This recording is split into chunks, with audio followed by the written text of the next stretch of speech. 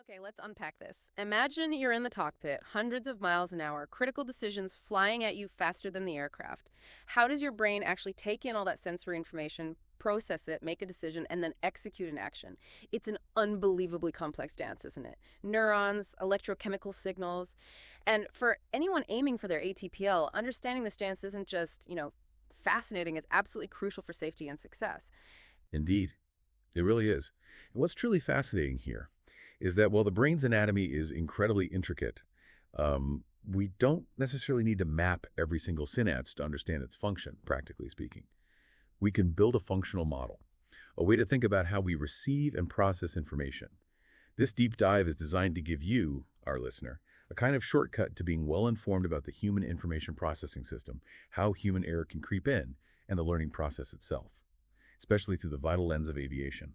We'll be drawing from the human mind, processing, error, and learning to distill the most important nuggets of knowledge, stuff that will serve you well, both in your exams and, maybe more importantly, in your career. Yeah, exactly. Our mission today is to equip you with the core understanding needed to ace those ATPL theory exams. We really want to emphasize the key concepts. Make sure you grasp not just what happens, but why it matters in the demanding world of aviation. We're going to tackle some pretty fundamental questions about how our minds work, right? From initial perception to how we make decisions, and even how we learn from our mistakes, hopefully turning them into valuable experience.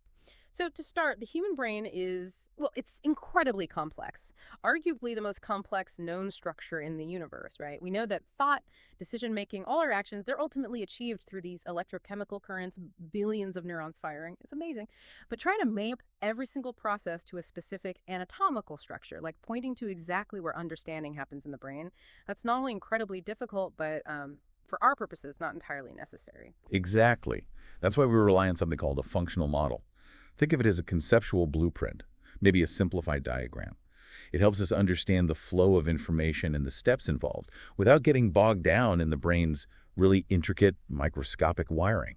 It's like understanding how a car works by looking at its major systems, engine, transmission, steering, without needing to know every single bolt or microchip. It's about the function, not just the physical form. Okay, that makes sense. Function over form for this purpose. And this model is important. Why, exactly? Especially regarding errors. Yes. It's of immense practical importance, especially when we consider things like human error, which, as you know, is a critical area in aviation safety. By understanding these functional stages, we can often figure out if an error stemmed from, say, a failure of initial perception. Did the pilot see or hear the information correctly? Or was it a problem with memory recall? Did they, forget a crucial piece of data? Or perhaps even a failure to take the correct action, even if they processed the information okay? It gives us a structured framework for analyzing incidents, for understanding why things might have gone wrong. Right. So it helps diagnose the problem. Precisely. And this model also helps us understand how external factors like stress, fatigue, or even a poorly designed cockpit might influence our performance at different points in this information processing chain. It really allows us to pinpoint potential weaknesses and maybe design better systems or training methods. And this model you mentioned, it's built on sequential stages, like a production line for thought.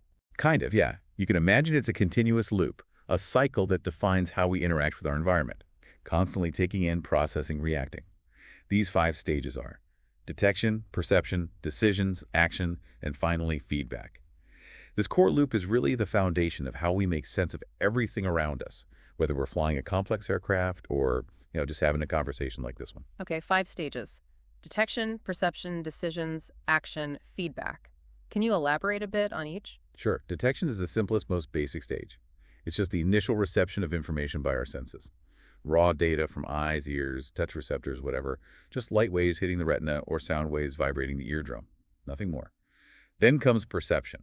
This is where that raw sense. All right.